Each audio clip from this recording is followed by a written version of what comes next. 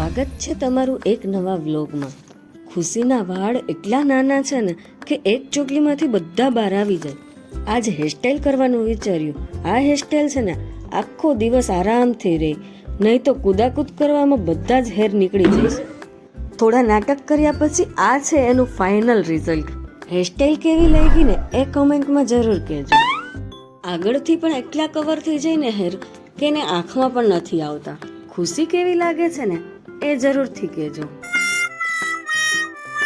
ચલો તો હવે થોડીક વેફરનો નાસ્તો કરી લઈએ. આ પેપર ડીશ ક્યારની પડી છે ઘરમાં, તો એનો યુઝ તો કરવો જ પડે ને. તેલ પણ ઓછું આવે અને મેઇન વાત, વાસણ પણ ઓછા થાય.